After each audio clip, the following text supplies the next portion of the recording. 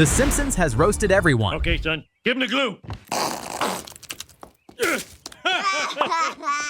From Hollywood stars to presidents. Some celebrities laugh it off, others not so much. So the big question is, whose ego was most hurt by The Simpsons? And we're starting with one of the biggest stars in music history. In 1991, The Simpsons aired one of its most famous episodes ever, Stark Raving Dad. Homer gets locked in a mental hospital, where he meets a man named Leon Kompowski, a big white guy who insists he's Michael Jackson. At first it looks like a typical Springfield gag, but then Leon speaks, and the voice is unmistakable. I can't believe you never heard of me. I'm a very popular entertainer. It really was Michael Jackson. Landing the King of Pop was a massive deal. At the time, Jackson was still the biggest star on Earth. But here's the twist. He refused to be credited under his own name. Instead, the episode listed him as John J. Smith. Why? Because Jackson wanted to enjoy being on The Simpsons without officially attaching his image to it. Some say it was his record label, worried that parody would damage his brand. Others claim Jackson himself was cautious. He wanted the fun of joining in, but not the risk of being laughed at. Either way, it showed how protective he was of his reputation. The cameo itself became legendary. Fans spotted his voice instantly, and the episode is still considered a classic. But the secrecy around it revealed something deeper. Jackson didn't want anyone to see him as vulnerable or silly. Even in Springfield, his ego demanded control. Years later, the story took an even darker turn. In 2019, after the release of the Leaving Neverland documentary, Fox pulled Stark Raving Dad from all circulation. No reruns, no streaming. It was gone. Michael's estate called the decision cultural vandalism, furious that one of his favorite projects had been erased. What began as a playful secret cameo ended up as one of the most controversial chapters in Simpsons history. For Michael Jackson, it was proof that even the biggest star in the world couldn't control how Springfield or history would remember him. But Jackson wasn't the only Hollywood legend who wanted to keep his name away from The Simpsons. Another Oscar winner gave one of the show's most powerful performances, but refused to admit it was really him. In Season 2's Lisa's Substitute, Lisa meets Mr. Bergstrom, a kind-hearted teacher who becomes a role model for her. The episode ends with one of the most emotional moments in Simpsons history. Bergstrom hands Lisa a note that simply says, "You are Lisa Simpson." Fans still call it one of the most powerful scenes the show has ever done. The voice behind Mr. Bergstrom? None other than Dustin Hoffman. It's the life of the substitute teacher. He's a fraud.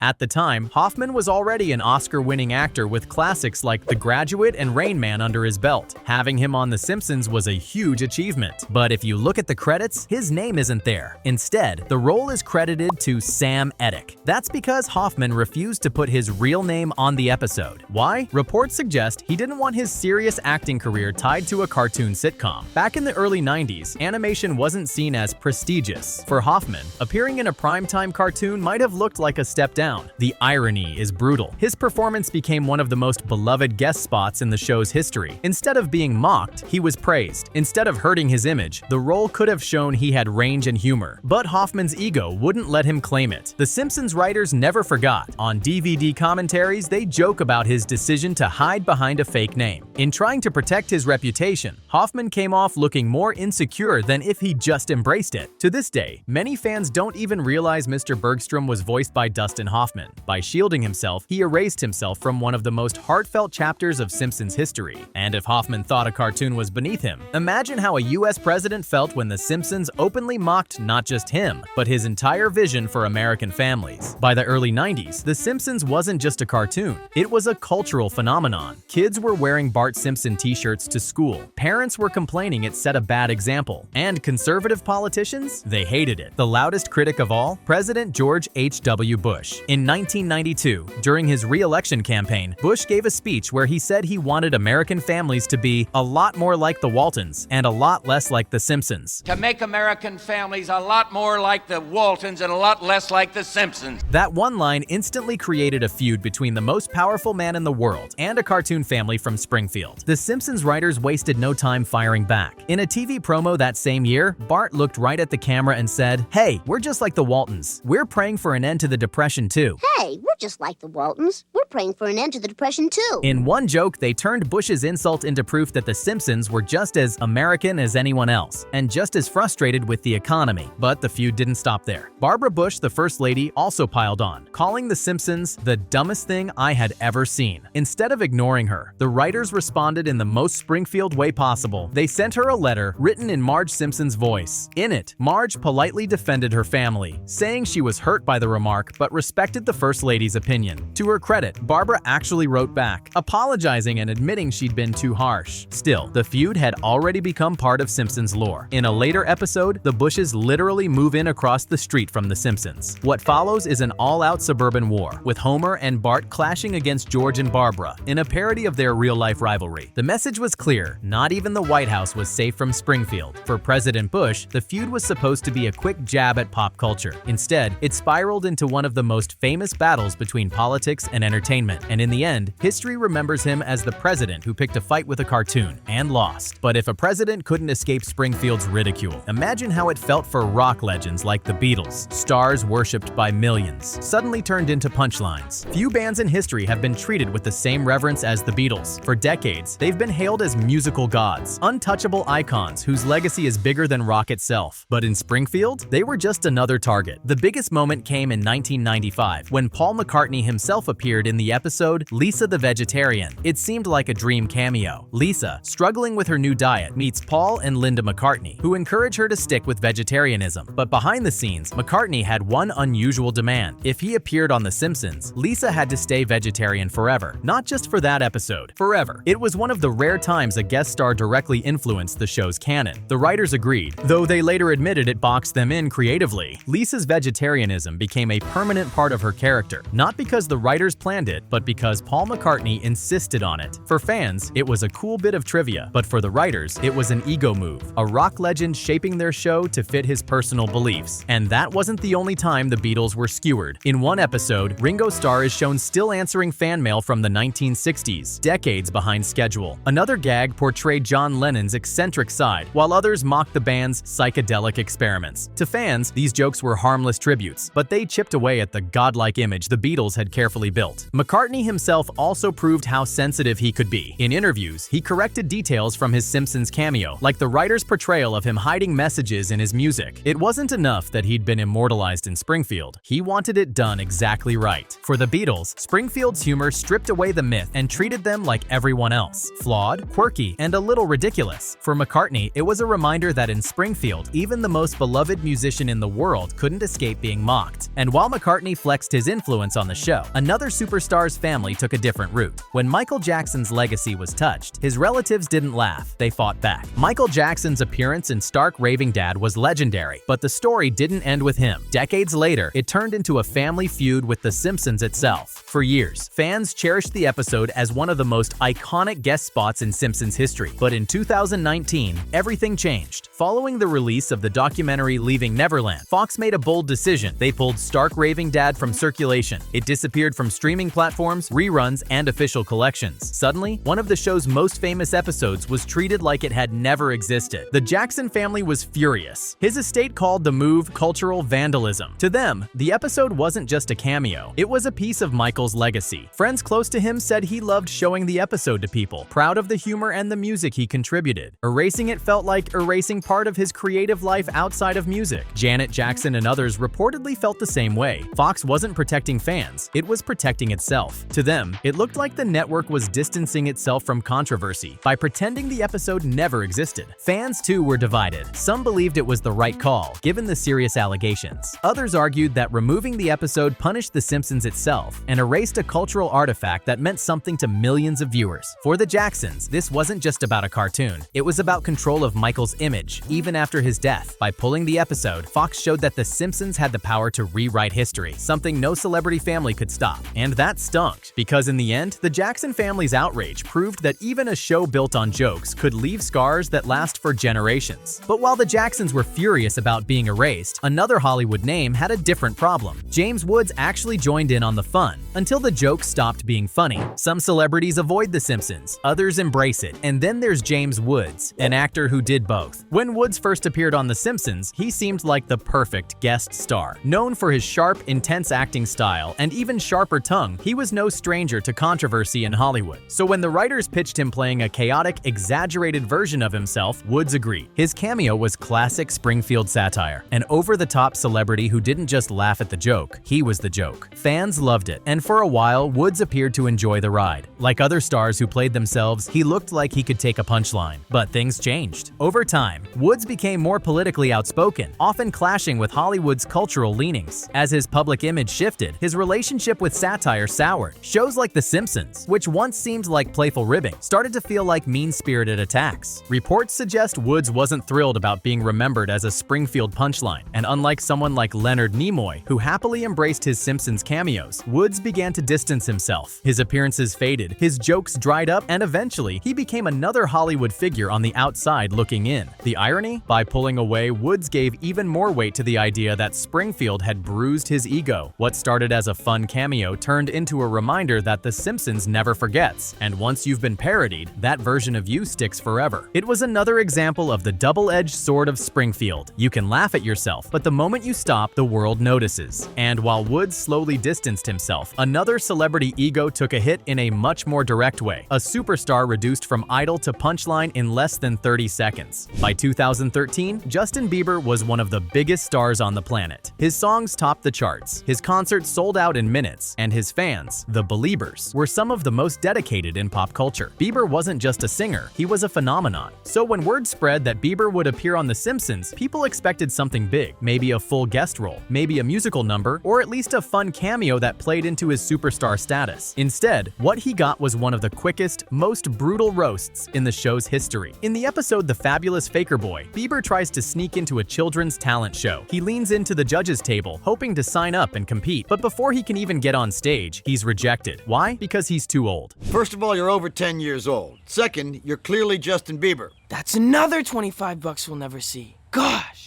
The judges dismiss him without hesitation, and he's left standing awkwardly as Springfield moves on without him. That's it. No song, no spotlight, no celebration, just a superstar being told he's irrelevant. For a celebrity whose career was built on youthful appeal, the joke hit hard. At the time, Bieber was already fighting public backlash. Headlines about his behavior, questions about his career's longevity, and then The Simpsons piled on, reducing him to a desperate teen trying to hang on to fame. Bieber himself didn't go on a rant about it, but the internet noticed. Clips of the scene spread quickly, and fans joked that even Springfield thought his star was fading. For millions, the takeaway was simple. If The Simpsons mocked him as washed up, maybe it wasn't just a joke. Maybe it was true. The cameo only lasted a few seconds, but the impact lasted much longer. For a global superstar, being dismissed by Springfield wasn't just a gag. It was a bruise to the ego that couldn't be ignored. But at least Bieber showed up. Another Hollywood legend refused to appear at all, and in doing so, gave The Simpsons even more material to work with. When you think of Hollywood megastars, Tom Cruise is always near the top of the list. From Top Gun to Mission Impossible, his career has been built on playing intense, heroic characters and carefully protecting his image. Naturally, the writers of The Simpsons wanted him in Springfield, but Cruise wasn't having it. In the show's early years, the team approached him to voice a role specifically written for him, a parody of his action hero persona. The idea was to poke fun at his intensity, his over-the-top charm, and his reputation for being just a little too serious. It could have been iconic, like Leonard Nimoy or Mark Hamill's guest spots, but Cruise refused. Reports suggest he didn't want to parody himself, and he especially didn't want his carefully polished public image tied to a cartoon making him look ridiculous. It was the classic case of ego versus comedy, and in this case, ego won. At least that's what Cruise thought. The Simpsons writers weren't about to let the rejection stop them. Instead, they created a new character, Rainier Wolfcastle, the star of the McBain action movies. Wolfcastle is a caricature of Hollywood's action stars, muscular, overly dramatic, and not exactly the brightest guy in the room. While Wolfcastle is technically modeled on Arnold Schwarzenegger, many fans have pointed out how much of Cruise's personality seems baked in, especially his intense seriousness. Wolfcastle became a recurring character, and through him, The Simpsons got years of material roasting action stars, including Cruise by proxy. Here's the irony. By saying no, Cruise might have actually made it worse. Had he appeared, he could have laughed at himself and controlled how the joke landed. Instead, the writers immortalized him in parody form anyway, only now he had had zero control over it. For decades, Springfield got to poke fun at the Hollywood action hero archetype, and Cruz's refusal only made the roast sting harder. It's the perfect example of Springfield logic. If you don't play along, they'll just create a version of you that they can mock forever.